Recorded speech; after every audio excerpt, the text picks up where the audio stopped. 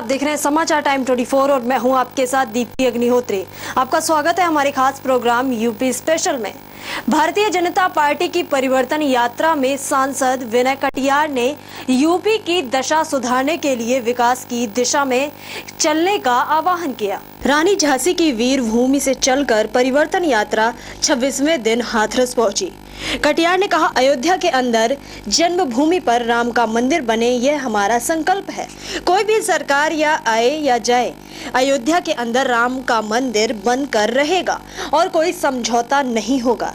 राम राज्य स्थापित होगा। ऐसा काम करने की जरूरत है जिससे देश में समान नागरिक आचार संहिता लागू हो। सर्वोच्च न्यायालय का मत है कि देश में समान नागरिक आचार संहिता लागू होनी चाहिए।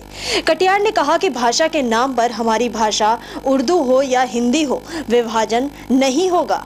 3 बार तलाक कह दिया तो रिश्ता समाप्त हो गया। ऐसा मुस्लिम महिलाओं के साथ अन्याय नहीं होना चाहिए। बीजेपी की सरकार आने पर गुंडागर्दी पूरी तरह समाप्त करने का काम किया जाएगा। सबके लिए एक कानून हो।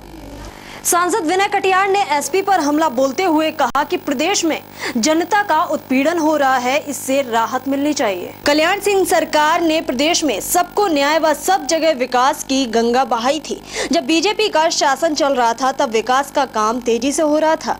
बीजेपी पिछड़ा वर्ग मोर्चा के अध्यक्ष एसपी सिंह बघेल ने कहा, यूपी में परिवर्तन यात्रा निकालने की जरूरत पड़ी क्योंकि यूपी का शासन जन विरोधी है, इसमें कोई सुरक्षित नहीं है। विकास के मामले में उत्तर प्रदेश 19वें नंबर पर है। उत्तर प्रदेश जीडीपी, शिक्षा, स्वास्थ्य, पानी, बिजली के मामले में पिछड़ा हुआ है। ये यात्रा सत्ता परिवर्तन के साथ साथ व्यवस्था परिवर्तन के लिए भी है।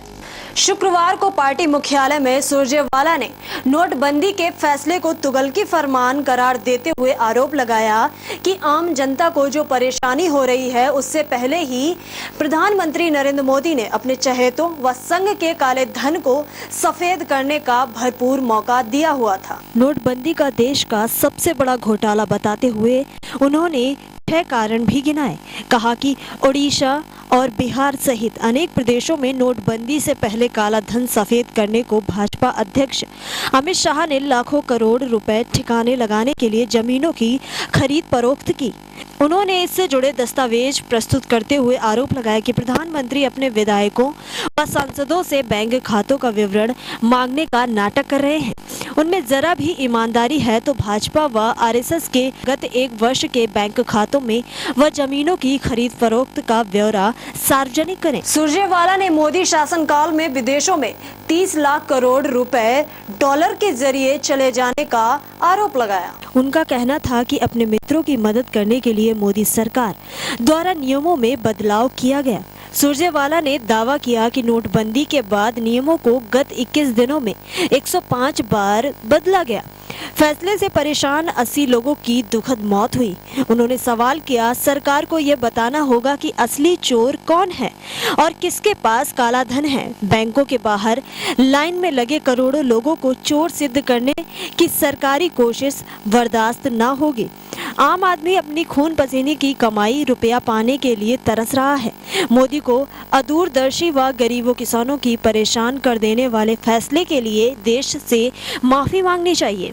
सुरजेवाला ने आरोप लगाया कि प्रधानमंत्री काला धन धारकों के सच्चे संरक्षक हैं, इसीलिए उनकी मदद को बार बार नियमों को बदल रहे हैं। गरीब कल्याण योजना पर कटाक्ष करते हुए उन्होंने कहा कि काला धन पर 200% टैक्स लगाने के दावे करने वाले मोदी नई स्कीम में 49.0% टैक्स पर काला धन को सफेद करने की छूट दे रहे हैं। गरीबों के नाम पर बनी योजना काला धन कल्याण स्कीम सिद्ध हुई है। उनका कहना था कि मोदी नोटबंदी से जुड़े सवालों का जवाब सदन में देने से कतरा रहे हैं और संसदीय कमेटी गठन से भी बच रहे हैं। उन्होंने नए नोटों से जाली करेंसी पर रोक लगने और भ्रष्टाचार रुकने पर भी सवाल खड़े किए। भारत बंद की विफलता जैसे सवालों से सुरजेवाला बचे और सफाई दी। उनका कहना था कि मोदी के तुगलकी फैसले से पूरा देश पहले बंद पड़ा है। अब वक्त तो चला छोटे से ब्रेक का। ब्रेक के बाद जल्द हाजिर होंगे। देखते रहिए समाचार टाइम 24। बढ़ती उम्र के बच्चों को लगने वाली चोट क्या आपके बच्चों